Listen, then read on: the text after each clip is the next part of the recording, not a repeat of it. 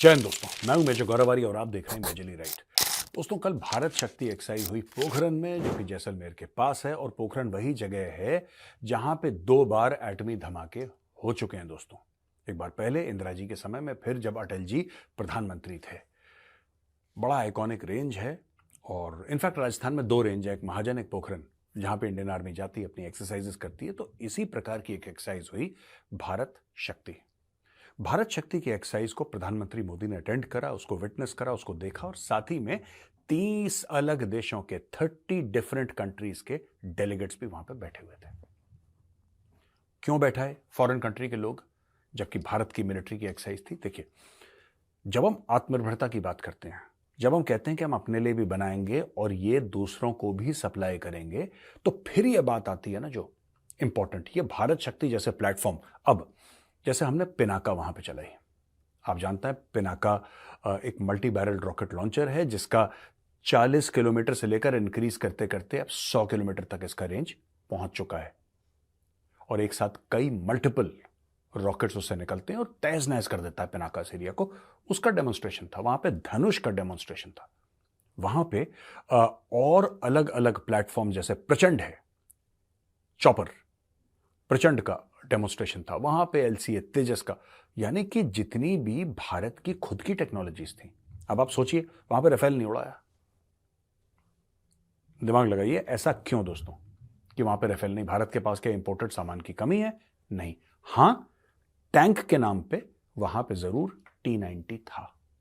T-90 हमारे जिसको कहते हैं आर्मर्ड कोर में बहुत बहुत दशकों से है T-90, तो कोई नई बात नहीं है T-90। लेकिन इसके अलावा ज्यादातर आप देखेंगे 90% जो वेपन सिस्टम्स थे वहां पे वो लोकल और इंडिजिनस थे।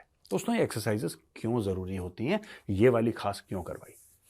टाइम टू टाइम ऐसी जरूरत पड़ती है और हर साल ऐसी जरूरत पड़ती है कि आर्मी, नेवी और एयरफोर्स मिलके एक साथ काम करें, क्योंकि लड़ाई में उनको एक साथ लड़ना होता है। अच्छा, प्लेटफॉर्म्स अलग हैं, एक जमीन पे चल रहा है, एक पानी पे चल रहा है, एक आसमान पे चल रहा है, तो इनके बीच में कोऑर्डिनेशन कैसे होगा? कोऑर्डिनेशन अपने आप में एक बहुत बड़ी लड़ाई है दोस्तों। होता नहीं है कोऑर्डिनेशन, इट्स वेरी डिफिकल्ट। तो उसकी प्रैक्टिस दर प्रैक्टिस हर साल होती रहती है कि कहीं जंग ना पड़े, कहीं परेशानी ना हो कि कल, tomorrow if the balloon goes up, कल अगर लड़ाई शुरू होती है तो फिर आप क्या करेंगे? दोस्तों, यहां पे calibrated tactical employment of niche technologies. What is calibrated tactical employment of niche technologies? नई टेक्नोलॉजीज, नीश टेक्नोलॉजीज जो कि एक खास स्पेशलाइजेशन की है, उनका कैलिब्रेटेड टैक्टिकल डिप्लॉयमेंट, यानी कि यूएवीज, यानी कि ड्रोन्स, जो कि सामान उठा के जाते हैं, लॉजिस्टिकल सपोर्ट के लिए ड्रोन्स हैं। हमारे वो बनाए हुए ड्रोन्स, भारत में बने ड्रोन्स, जो हजारों फुट ऊपर से पूरा आपको एक टॉप व्यू देते हैं, जो कि सैटेलाइट अपलिंक से they are joint to the base station and they can give streaming videos, जो घंटों दर घंटों दर घंटों आसमान में उड़ सकते हैं और पूरी दुश्मन की खबर और इंफॉर्मेशन दे सकते हैं। यहां पे रोबोटिक म्यूल्स भी थे। अब मैं आपको बताता हूं रोबोटिक म्यूल्स क्या है। दोस्तों, रोबोटिक म्यूल्स, जैसे म्यूल्स हम लोग कहते हैं खच्चर को, और एक जमाने में एटी जो था फौज में, एनिमल ट्रांसपोर्ट, ये बहुत अहम किरदार अदा करता था। जब मैं भी था हाई एल्टीट्यूड में, तो हमारा सारा सामान जो आता था वो एटी से आता था। पर मैं तो फौज में काफी पहले था, मैं लेट 90s की बात कर रहा हूं, मिडिल और लेट 90s, जब हम लोग हाई ऑल्टीट्यूड में थे। शिपकिला एक पोस्ट थी 14,000 फुट ऊपर, और 14 से लेकर 17 तक जाती थी हमारी लुकमा 1, लुकमा 2 और ऊपर तक। तो वहां पे इंसान तो उठा नहीं सकता, सांस फूल जाएगी, तो वहां पे खच्चरों का इस्तेमाल होता था और उनको ले जाया जाता था। लेकिन उसकी भी अपनी अपनी लिमिटेशंस होती हैं दोस्तों। अब क्या कर रहा है भारत की, जैसे सेला टनल बनाया, आपको पता ही है, सेला टनल प्रधानमंत्री जी ने इनॉग्रेट करा। सेला टनल ने क्या करा कि सेला टनल ने एक आपको गारंटी दे दी कि 12 महीने आपका सामान आ जा सकता है, फौजी आ जा सकते हैं, तवांग सेक्टर में कोई रुकावट नहीं पैदा होगी। ये बहुत बड़ी जीत है। अब रोबोटिक म्यूल्स इसके बीच में कहां से आ गए? रोबोटिक म्यूल्स ऐसे आ गए कि उस रोबोटिक म्यूल को ना सर्दी लगेगी, ना वो बीमार होगा, ना उसको खाना देने की जरूरत है। उसका अपना पावर सोर्स है, वो खुद जा रहा है एक रोबोट म्यूल की तरह, उसके ऊपर अपना सामान लोड कर दिया और वो जाके अपना सामान पहुंचा देगा। ये सब चीजें उन 30 फॉरेन डेलीगेट्स के सामने दिखाई गई दोस्तों।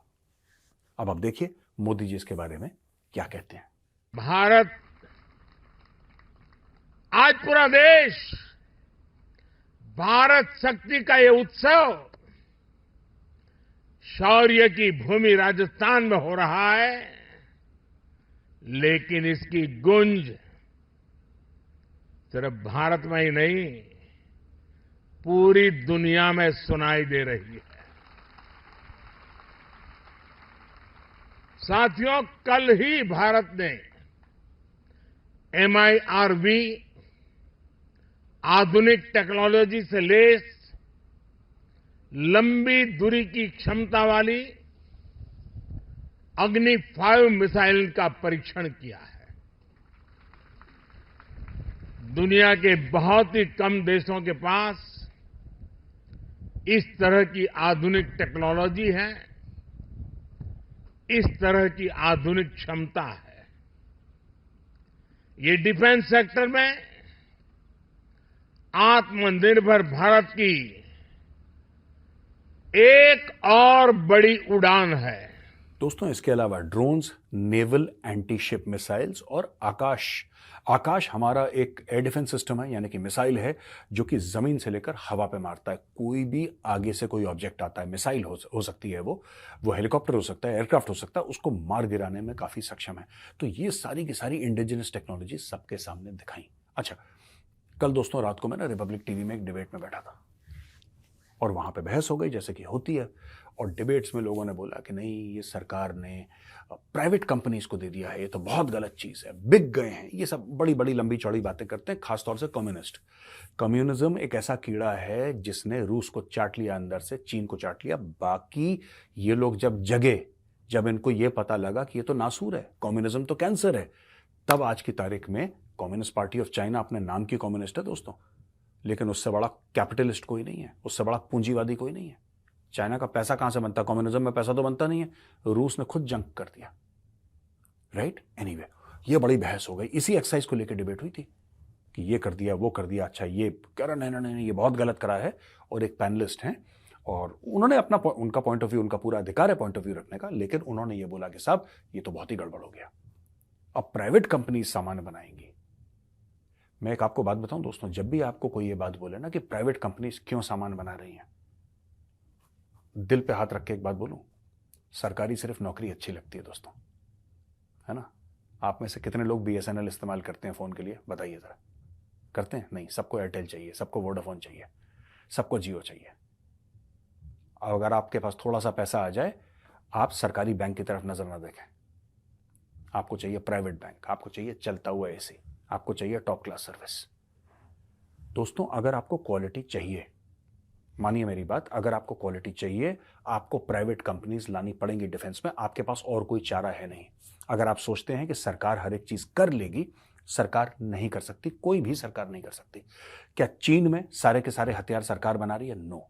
क्या रशिया में सारे के सारे हथियार सरकार बना रही है? नो। एक जमाने में बनाती थी, अब वो धीरे धीरे, क्योंकि दोनों कम्युनिस्ट कंट्री है इसलिए मैं इसको एग्जाम्पल दे रहा हूं। अमेरिका में तो सरकार कुछ बनाती नहीं है, सारी की सारी चीजें प्राइवेट कंपनीज बनाती हैं। प्राइवेट कंपनीज में वो एफिशिएंसी होती है जो कि कुछ सरकार की चलाई हुई कंपनी में हो नहीं सकती। इट इज इम्पॉसिबल, आप नहीं कर सकते, आपको वो रिसर्च एंड डेवलपमेंट, वो क्वालिटी नहीं मिलेगी। मैं आपको एक और चीज बता दूं, आज की तारीख में हम रशियन वेपन्स क्यों खरीदते हैं? क्योंकि डेकेड से, दशकों से हम रशियन हथियार खरीदते चले आए हैं। और वो क्यों? वो इसलिए दोस्तों क्योंकि अमेरिका ने और पूरे वेस्ट ने हमें हथियार देने से मना कर दिया। और पाकिस्तान को देते थे लेकिन हमें हथियार नहीं देते थे, तो हमने रूस से खरीदे। लेकिन अगर आप मुझसे पूछ, हाँ, रूस दोस्त है हमारा, इसमें कोई शक नहीं कि रूस दोस्त नहीं है, रूस पक्का दोस्त है। लेकिन अगर आप सच्चाई की बात करें, अगर मुझे मौका मिले ये देखने का, आपके सामने रशियन इक्विपमेंट पड़ी है और अमेरिकन इक्विपमेंट पड़ी है, आप किसको चूज करेंगे? पूरी दुनिया अमेरिकन इक्विपमेंट को चूज करेगी। उसकी क्वालिटी एक अलग लेवल की है, एक अलग लेवल की क्वालिटी है। सरकारी कंपनियां कभी भी मैन्युफैक्चरिंग में वो चीज नहीं बना। आप इसरो पे मत जाइएगा, आप DRDO पे मत जाइएगा दोस्तों, आप ये वाला एग्जाम्पल मत दीजिएगा मुझे कि मेजर साहब इसरो को भी देखो। नहीं नहीं, इसरो एक एक्सेप्शन है। इसरो जो है वो लाखों करोड़ों में एक है, इसीलिए आप इज्जत करते हैं इसरो की, क्योंकि वो लाखों करोड़ों में एक है। इसरो का मैटर ही अलग है, उसको छोड़ दो, ठीक है ना? वो अलग लेवल के लोग हैं, आप उनको किसी के साथ आप कंपेयर नहीं कर सकते। तो इसलिए बहुत जरूरी है कि हमारे पास प्राइवेट एंटरप्राइज आए, प्राइवेट कंपनी आए। और इसीलिए 30 डेलीगेट बैठे थे और वहां पे मोदी जी बैठे थे और मोदी जी दिखा रहे थे, पूरा बता रहे थे कि क्या क्या भारत ने अचीव करा है। अब वो 30 देश 30 देश में से अगर 3-4 देश भी हमें ऑर्डर देते हैं तो सामान बनेगा कहां पे? भारत में। नौकरियां किसकी होंगी? भारतवासियों की। इकोनॉमी को किसको फायदा होगा? भारत को। और उन 3 को देखा देखी 30 और ऑर्डर करेंगे। ऐसे ही बिजनेस चलता है दोस्तों।